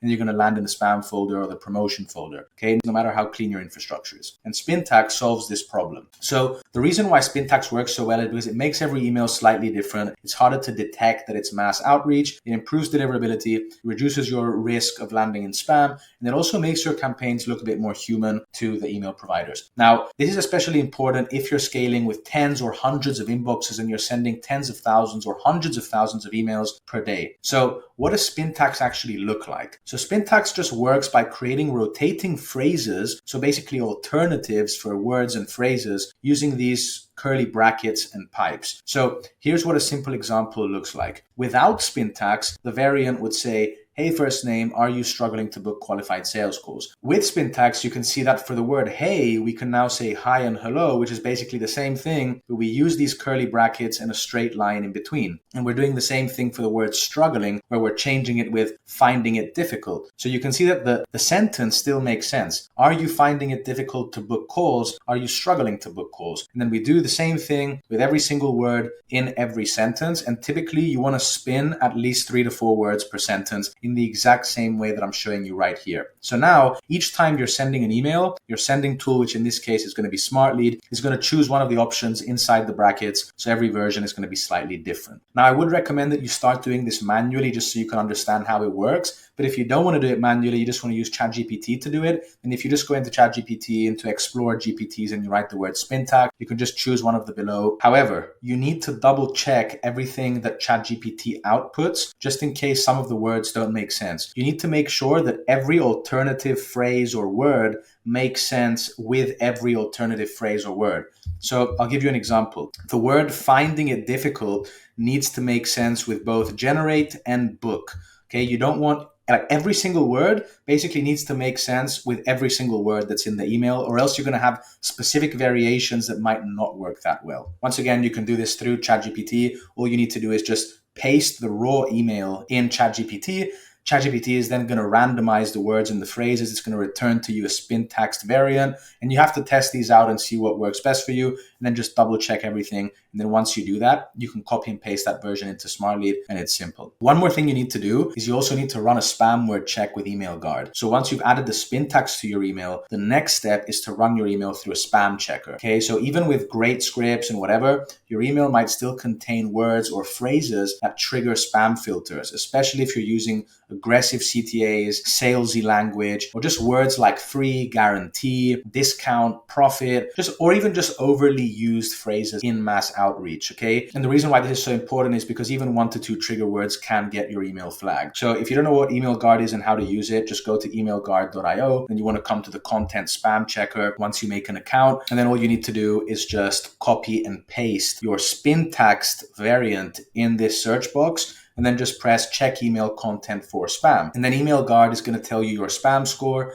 and your spam word count. So it's basically going to tell you how many spam words you have in the variant. In this case, you can see that if you get a green output, it says 0 spam words, but you want to try and keep your spam score below 3 or even 2. Okay, so you want to have 0 to 1 spam words, and then 2, maximum maybe 3 for your spam score, but in general, the lower the better for both of them. And then you just want to keep tweaking until you get a green light. Once you've passed the spam check, you're ready to upload the sequence into Smartlead. If you skip these 2 steps, your campaigns might technically go live. Your prospects are never going to see those emails, so you're not basically live. And this is how you're going to keep your deliverability clean and your entire system working at scale. Okay, so that's pretty much all you need to do when it comes to script writing. And once you add your Spintax and once you check everything in Email Guard for spam words, now the next step is uploading your scripts, your lead lists, and everything you've done so far, everything we've talked about in this document, you now need to upload it into Smartlead. Now, obviously, you need to wait for 14 days for your inboxes to warm up. And once they do warm up, this is now how you're going to launch your campaigns in Smartlead. So the first thing you need to do, you need to log into Smartlead. In the top right corner, you're going to click on Create Campaign. Then you're going to land on this page below, and all you need to do is just upload your lead list as a CSV file. Make sure the lead list is cleaned,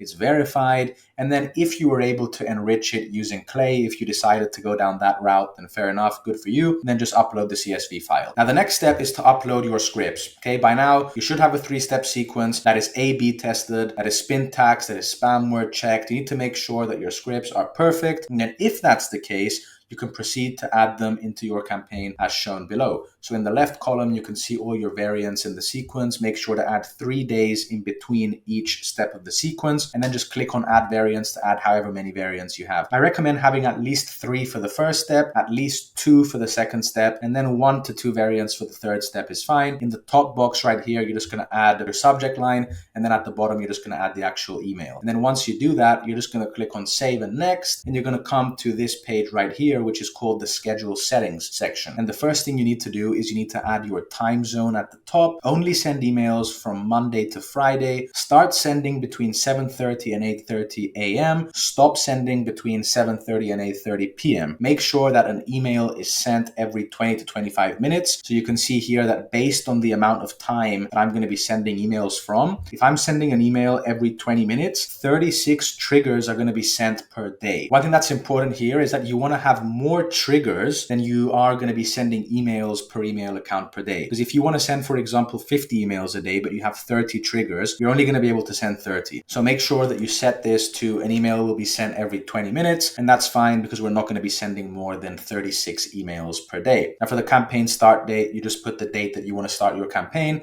and then for the max number of new leads reached per day per campaign, all you need to do is just basic math based on how many emails you're going to be sending per day per inbox. Then just click save, and the final step is to configure your campaign settings. So just copy my settings as shown below. Literally whatever you see on the screen, that's what's going to be on your Smartlead account. So just copy and paste that. You don't need to assign a smart server. This is slightly more advanced. So if you don't have a smart server, that's fine. Send 50% follow-ups, 50% new leads. You can uncheck the auto pause if a lead responds from the same domain. And then tick this one about enhanced email sending and delivery, send to all. You can IntelliCategorize categorize using Smartlead's AI.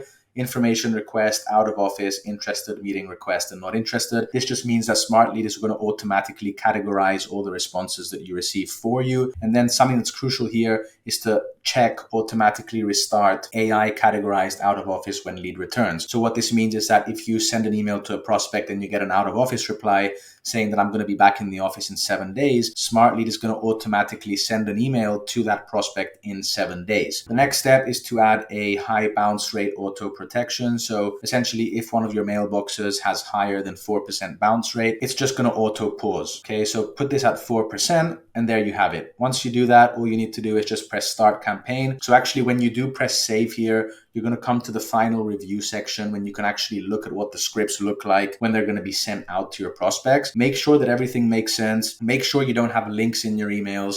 Make sure everything is Spintaxed. Make sure you put all the brackets correctly. If you forgot to close a bracket somewhere, it means that it's not going to recognize the Spintax. And in that case, it means it's just going to show the whole bracket, and you don't want that to happen because that's going to affect your results. So make sure you just double and triple check everything. And something that's crucial here is there's also an option to send a test email to yourself. So I highly recommend you do that. Just send a test email to yourself once you're done with all the settings and once you've uploaded everything into the campaign, so you can see what the email looks like when it's it's being sent to the prospects. And if when the email is sent to you, you notice something that's off, or you don't feel like you would respond to that email, then your prospects most likely won't respond to that email either. So in that case, you need to change something. You need to change your scripts. You need to change something about the email until you send a test email to yourself and you genuinely feel like you would respond to that email. So that's that. You now know how to launch a campaign on Smartlead as well. And by the way, if you run a cold email agency or you're thinking of starting one and you just want me to personally teach you how to actually land clients with this system, then click on the second link in the description and fill in the application form. Now, the next thing I want to talk about is the Loom video strategy. Okay, so far, you know all the steps that are required to construct a cold email.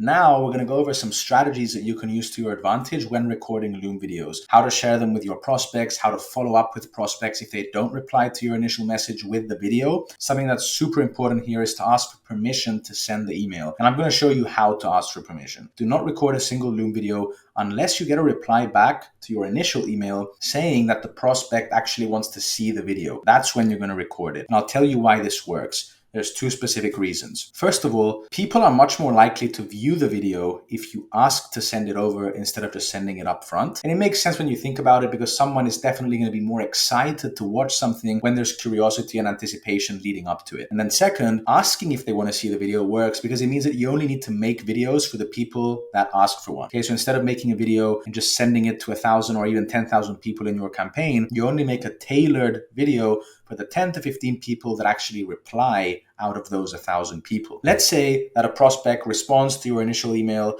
and the prospect says, yes, I want you to send it over. You need to ask yourself 3 questions now. Are they qualified? Are they an ideal client?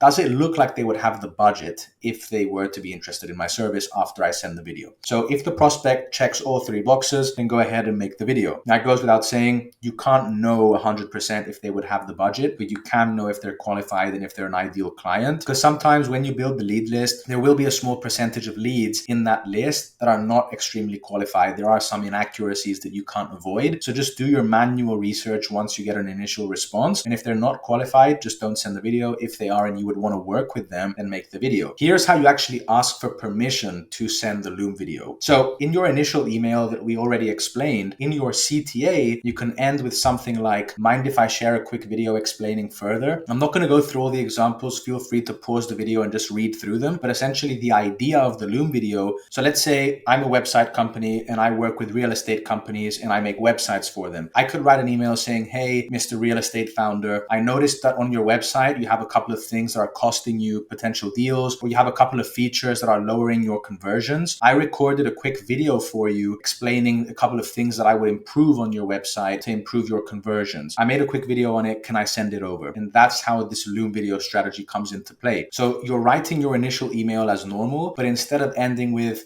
do you want to get on a quick call, interested in learning more or whatever, you're just saying, can I send a quick video to you explaining further? Can I explain a strategy further? Can I explain how I would fix your website? Can I explain a TikTok strategy for you? Just feel free to mix and match these and come up with your own. These are just some that have worked really well for me so far. And you can just put your own personal touch to it. If you're an email marketing agency, then you could do something specific for that. If you run a website company, you can literally just use the example I just gave. If you run a cold email agency, you could send over a free script or just an audit of their cold email campaigns through a Loom video. Let's actually go into the specific components now of a Loom video. So the first thing is recording the Loom video. So believe it or not, this video is not a pitch, okay? The purpose of the Loom video is to provide free value while putting your expertise on display. Okay, as I mentioned previously, you can audit their email flows, you can audit their website, you can point out something that you noticed on their social media presence, whether it's on their Instagram page, or just do a quick analysis of their email opt-in pop-up if you're an email marketing firm. You just need to pack in as much value as humanly possible into a 5-minute video. So the person watching the video is going to want to book the soonest available Calendly slot and ask if you take cash or credit. Okay, so when recording the video, follow these steps and please don't overthink it. Okay, just make a 3 to 5 minute video, start the video with a clear agenda, close the video with a CTA, make sure the video is valuable. Okay, this is just a rule of thumb that it needs to be 3 to 5 minutes. Technically, you could make it as long as you want. You could even make it 15 minutes, but you do need to have something valuable to say. So if you don't have any value that you can give for 15 minutes, then you're not going to make a 15-minute video. So far, I've just seen that 3 to 5 minutes is the sweet spot with these types of videos. And also, try to keep it natural. Don't have it pre-scripted. So just like I'm talking now and I'm making this recording, you want to keep it natural. You don't want to keep it pre-scripted. So the first thing you want to do is start the video with a clear agenda. But even before you start the video, before you do anything, you need to start the video on the prospect's website so that the site shows up in the thumbnail when you send the email. You'd be surprised. There are times where the prospect is going to ask for the video, you're going to send the video, and then the prospect is not going to open the video. In this case, you need to always start on the prospect's website so then it can be visible in the email that you're going to send. Okay. And then when you do start the video, you want to start with a clear agenda. And this is how you do that. If you're explaining 3 strategies that a prospect can implement, just start the video by saying, hey, John, Alexander here from Smartlead. In this video, I'm going to be going over 3 strategies you can implement to generate company name more revenue. Then just go into those 3 strategies that you're going to lay out for them. And this way, the prospect doesn't feel overwhelmed. They know what to expect for the next 3 to 5 minutes. Now, another way to start off is just saying, hey, John, Alexander here from Smartlead. Today, we're going to be going over XYZ. I don't want to take up too much time from your day. Or you can just say, I'm only going to take up like 3 to 5 minutes of your time. And that way, once again, they know it's only going to be something super quick, 3 to 5 minutes. They know that, okay, this guy is going to go over 3 strategies. This guy right now, he's going to tell me 3 ways I can improve my website in the next 3 minutes. Prospect needs to be certain about what information he's going to receive right now. Now, a couple of other ways you can open the video. He's also just saying, the reason why I'm creating this video is because I came across your website on Google. I noticed a couple of things that might be putting off potential customers from your website. So I just wanted to go over 3 strategies that I feel could improve that. Or you could say 3 insights I want to share with you on this video are XYZ. Now, your opener is pretty much like a headline to get them to watch the whole video. So you can also complement their site. You can say, hey, I really like this part of your site. I really like how you talked about your team and so on. But this part of your site where you mentioned the case studies, there's a couple of things that we can improve here. And then keep in mind, if your headline is not good, if the opening to the video is not good, if you don't have a clear agenda, you're probably just going to lose them. Now for the bulk of the video, instead of pitching your services, because once again, this is not a pitch, and as you do in the opener,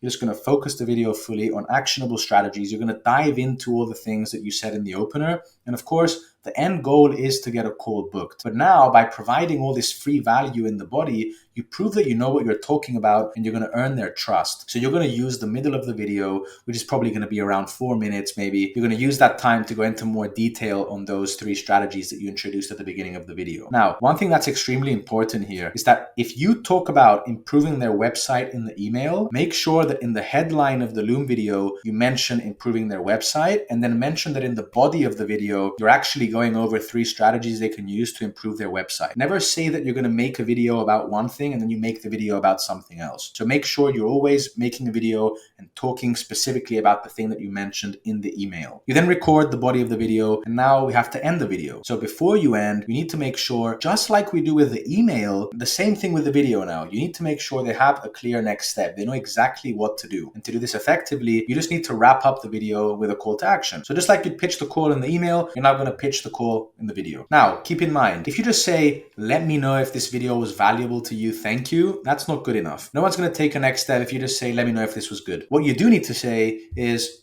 you likely found something in the video that you can apply right away. I'm happy to jump on a quick call further to explain if you're open to it. Or another way you could end is by saying, if you'd like to discuss any of this in more detail, then the next best step is just to jump on a quick call. Tomorrow and Wednesday afternoon are wide open for me at 1 p.m. EST. Let me know if this time works for you. If not, then just feel free to let me know what time works better, or book directly using my calendar link that I've included in the email. This way, you're telling them exactly what to do. No room for interpretation, no uncertainty. They know what to do. Okay, I found this video valuable. I now want to talk to this guy. This is what I need to do. Just saying, let me know if this is valuable is not clear enough. So once you end the video, you now need to send the video via email. Not only do you need to send the email, but you need to send it in a way that ensures that they see it, open it, and watch it the entire way. To do that, you need to embed the video properly. So you're not going to send it as a link in the email. You're going to format it as a thumbnail in the email, just like you can see in the picture below. So when you're in Loom, once you record the video, in the top right corner, there's a share button. Once you press the share button, you're just going to click on embed,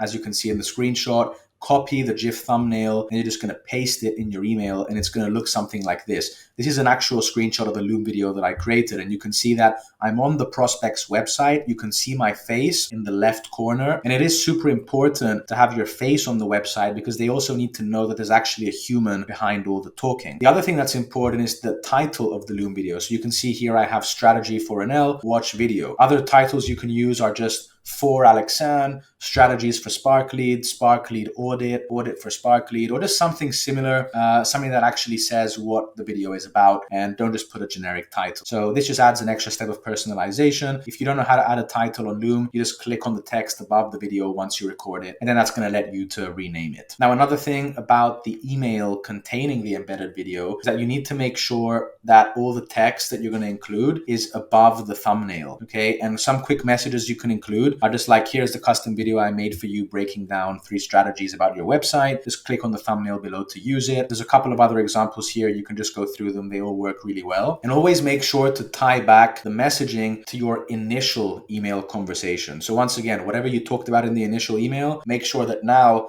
the strategy refers to that strategy that you were talking about in the initial email. What's important here, and a lot of people overlook this because it sounds too stupid to be true, but you need to tell them to click on the thumbnail to watch the video. You'd be surprised how many people don't click on the video just because you didn't tell them to click on the video. Another thing that works really well, find 2 timestamps in the video, reference them in the email to grab their interest. So you can just say, for example, you'll notice on the 2-minute mark, I mentioned how you can do XYZ, and then that's going to grab their interest enough to watch until that point in the video. Now, a couple of other few tips here. Once again, put all the text above the thumbnail, and also don't apologize for any sort of delay. If you do take more than like 5 days to send the video, which you shouldn't, then you can apologize. But typically, if it just takes you 1 to 3 days, then you don't need to apologize for the delay. But usually try to get the email sent over to them within a day. As I mentioned also at the beginning of this module, there are going to be times where you're going to send the video, but the prospect is not going to open it. So you need to follow up with those prospects. Just like we have a 3-step email sequence initially for sending emails to prospects, we also now need to have something called, this is pretty much a subsequence. So now that someone responded to the initial email, we need to now create a new sequence to get those people to respond to the video now. And now, there might be times where the prospect watches the video and doesn't get back to you, or there might be times where they never watch the video. And the good thing about Loom is that it notifies you when someone watches your video. So essentially what this means is that you can call out prospects if they watch the video and don't get back to you. But either way, you're just going to follow up as many times as possible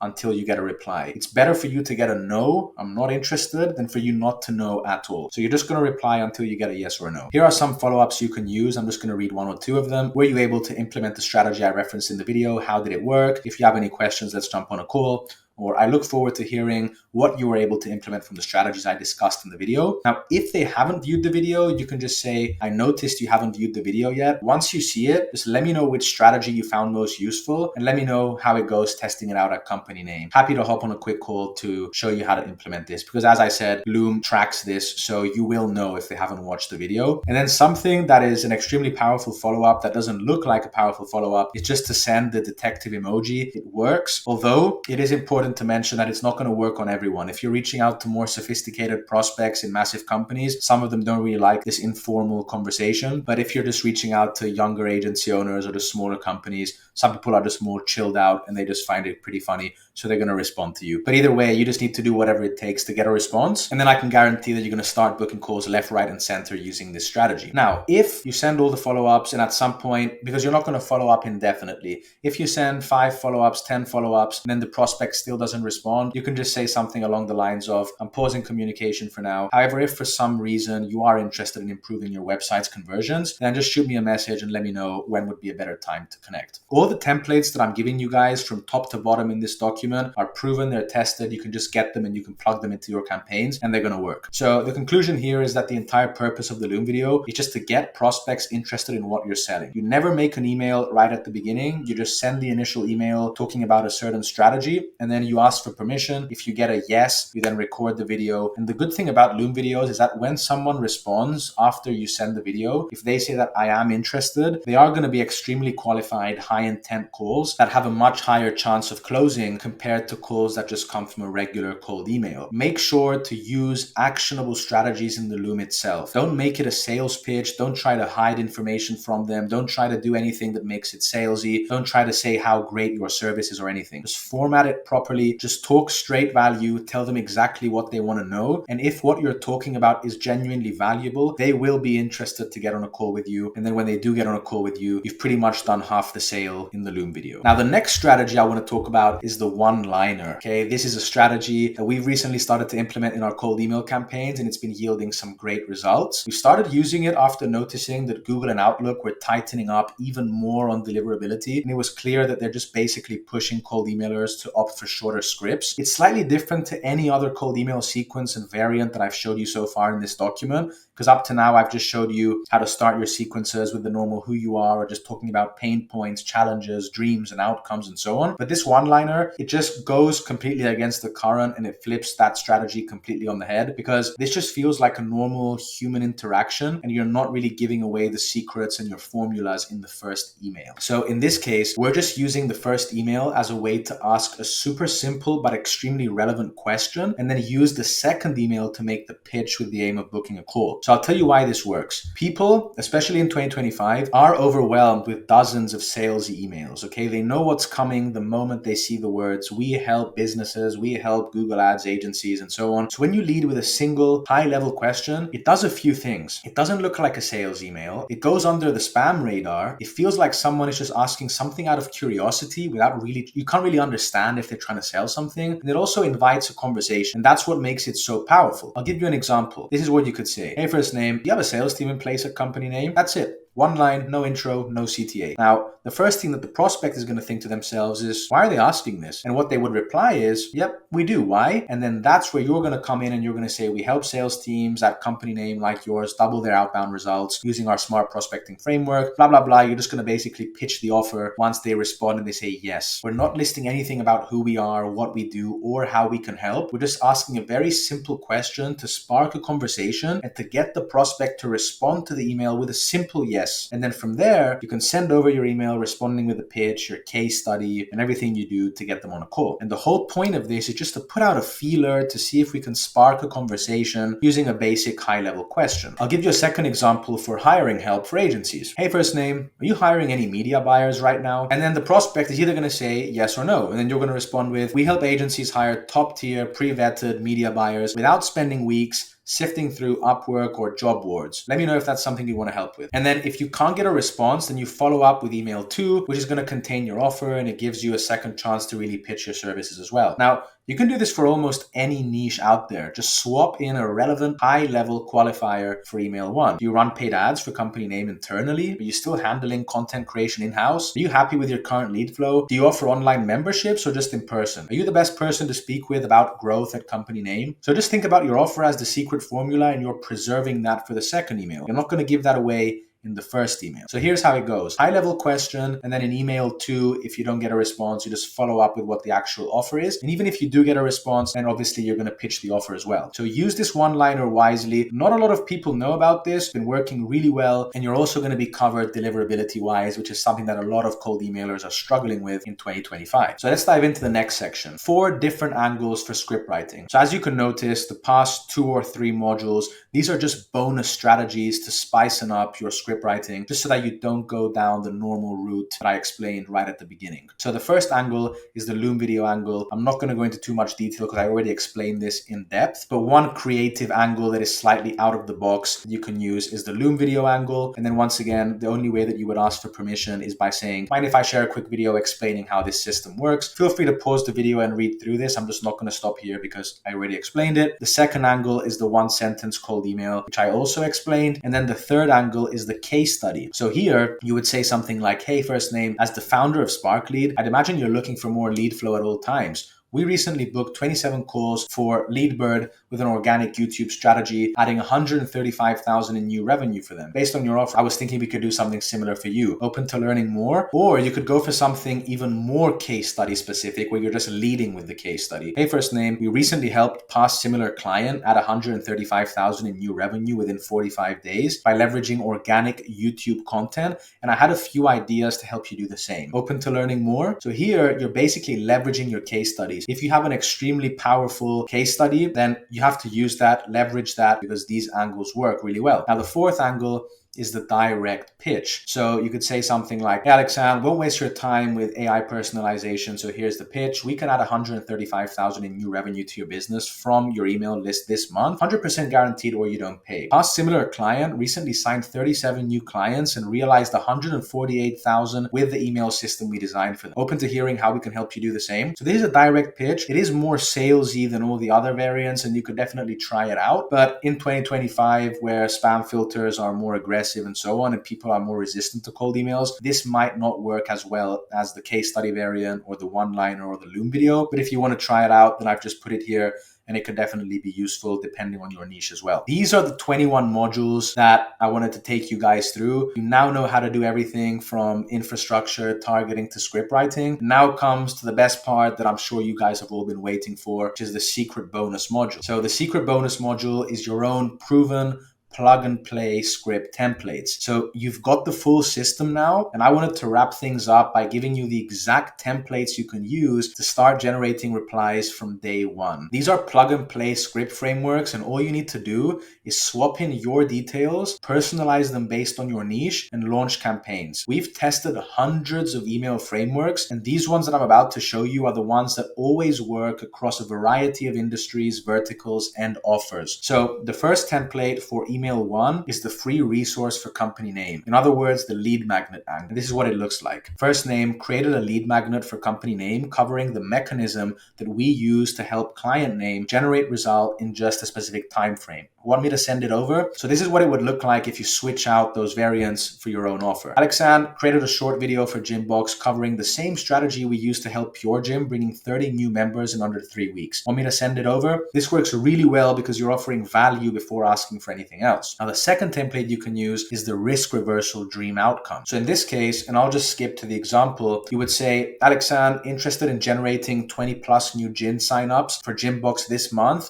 with our automated outreach system, asking because our method guarantees at least 20 signups in 30 days, or you don't pay a penny. Mind if I send over the details? And this works so well because it hits the dream outcome, offers a short time frame, and it also removes the risk with the guarantee. So once again, you can just go into the framework up here and just substitute everything that's relevant to your offer. So the third template is quick offer with social proof. So this is what it looks like. First name, interested in free work or front end offer for company name. Then you add your signature, then you add a PS line. Just helped client name, do the same and bring in X amount of results. And this works really well because it's short, it's clear, and it's also backed by real proof in the PS line. Now for the follow-up template, so I've just given you 3 variants that you can use for step 1. And now for the second step, you can use this. First name, I reached out about helping company name with initial offer, but didn't properly explain how we do it. Here's the exact process we use to help specific client get results. Step 1, 2, and 3. This helped client achieve result in just time frame. Would you be open to seeing how this could work for company name? So once again, you can read through the real example, and this is what it looks like. I didn't include an example for number 3 that I mentioned previously, but essentially what it would look like. I just didn't include it because it's super simple. But what it would look like is, hey, Alexander, I noticed that your time is committed elsewhere. Is there someone else on your team I can speak to about helping Gymbox bringing 20 plus new members per month? So that's it. You now have your proven plug and play templates. These have worked for tens of customers across a variety of industries. They work magic. And I'm sure that based on all the information that I've given you on this document, you are now in the 1% of cold emailers out there in 2025. We're finally done. If you've made it up to this point in the video, then seriously give yourself a pat on the back. Now here's what happens next. If you run a B2B business with a proven offer and you want me to come into your business and implement everything that I just walked you through, completely done for you to deliver 10 to 20 qualified sales calls to your calendar every single month, then just click on the first link in the description and book a call with me. Now, if you run a cold email agency or you're looking to start one and you want me to personally teach you how to build, scale, and land clients using this exact system, then click on the second link in the description and it'll take you to an application page. Just fill it out. It'll only take you 30 seconds. And then if we're a good fit to work together, then I'll personally reach out to you and we can take it from there. Hope you found this video valuable, and I'll see you in the next one.